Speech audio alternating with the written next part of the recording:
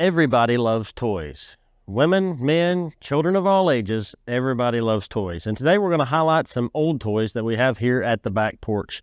We've got quite the selection. I just went on a pick this past week and bought out a toy collection, an old toy collection. And some of these are some that we've had, but a lot of these are ones that we've just brought into the shop. Some of them are really old. Now, a little bit of a disclaimer. I believe all of these toys to be not reproductions, to be original toys. But I also think that some of them have had maybe some repaints or things like that. But we'll highlight that as we go. But there are some pretty interesting toys here, and we'll highlight those. By the way, if you've got any comments that you'd like to make on these, if there's something that I'm missing, feel free to drop those in the comments, because I'm no expert about these. I know a little bit about them and from what research that I've done. So maybe we can learn just a little bit together. But one of the earlier, some of the earliest toys that I have are these little ones here. These are cast iron. This is, I believe it's an arcade, or it says Austin on the side, but it's arcade was a brand, and this little piece has that same look to it. This is an arcade. Little semi-truck there. These are made of cast iron, and they're riveted together with rubber tires. And they hold quite an extensive value because they are pretty early, 1920s and 1930s. As a matter of fact, the Arcade Toy Company started out under a different name and was, I guess, part of a conglomerate later on, but actually pre-1900. And they were making toys at that particular time from cast iron and things like that. Also around that time, they were actually making rubber toys. This little racer right here is of that same era, probably 1930s.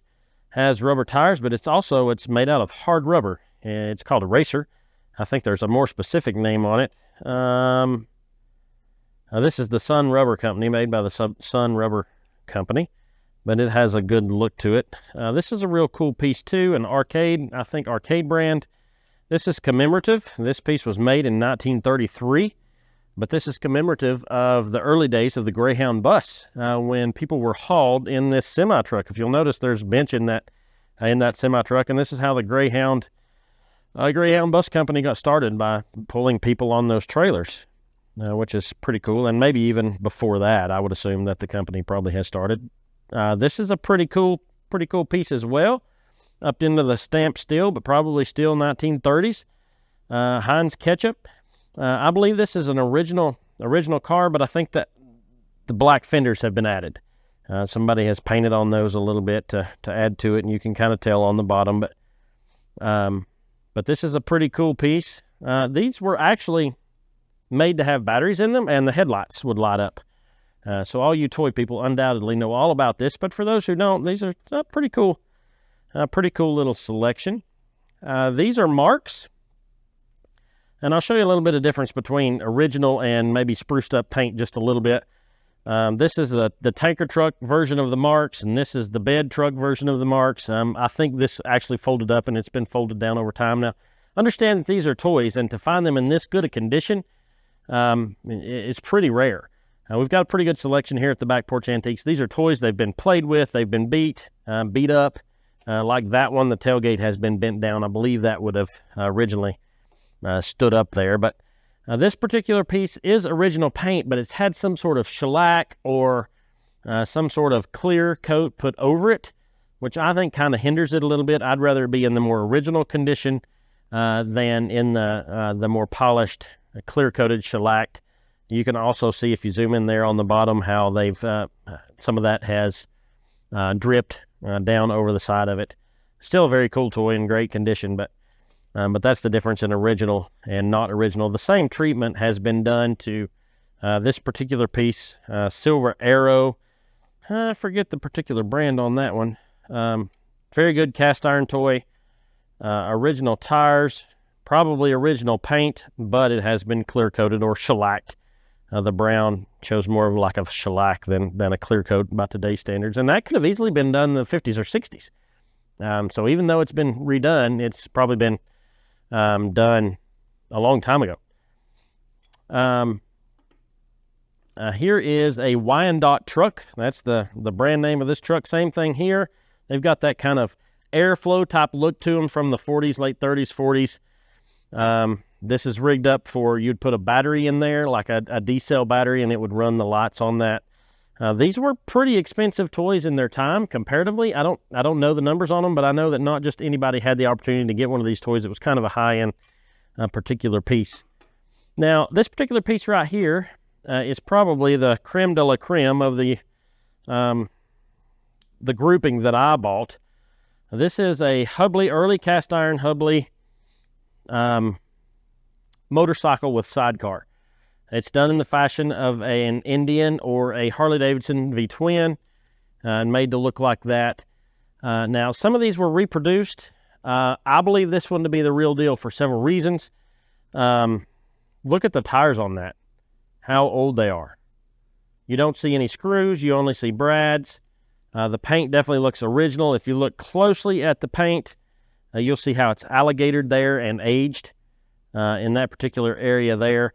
Now, some people will say, well, that headlight is pointing up. It's not supposed to be pointing up, but the connoisseurs, that's correct, but I think that's been bent. I don't think that's a reproduction piece.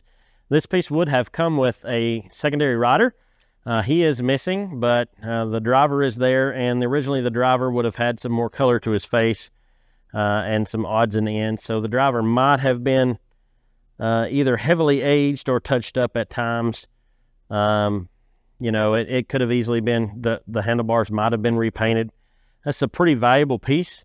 Sometimes these are found without the sidecar, but to find one with the sidecar, you know, when these toys were hot, this piece could have easily sold for $750 to $1,000 in mint condition. This one's probably worth half that, which is still a significant amount of money. Again, a Hubley cast iron motorcycle with sidecar. As time went on, toys kind of took a little different look. They were still metal, but a lot of them were made in Japan after the war, and they're pretty cool. Here's a couple pieces. Here's I guess a 57 Fairlane. Let's see, 57. Yep, and that's a good example there. I don't know if it says who. Just a made in Japan type toy. Here is another Wyandotte brand. They would actually mix early plastic with stamped tin. Wyandotte was known for that. That's actually in really good condition. The paint is all there, paint and graphics. In the Japan days, the Marx days, they were using a kind of a lithograph process, which is pretty cool. Another example of that stamped tin is this Trailways bus, getting well up into the 60s here, I would assume. That's a friction toy, if you'll notice there. It keeps running. This particular piece does not, but some of these early Japan toys are very interesting because you can look underneath them or to the side of them or through the wheel wells, and you can see that these were actually made from recycled cans. On some of the toys that I've had and sold, you could actually see that the toys were made from early beer cans. They would recycle those beer cans and soda cans and things like that and fashion these toys. So if you look through the cracks and crevices, you could still see the design of the beer cans and stuff. This too is a friction toy, very good toy. But again, welcome any feedback. I don't know an extreme amount of toys, but I know there's some value in some of these early toys, these cast iron toys. I believe these to be legitimate. Very proud of the Hubley. Good pieces, and they present well. All of these are for sale at the Back Porch Antiques, so if you see anything that you'd like to jump on, give me a yell. We can ship it to you, and we'd be glad to.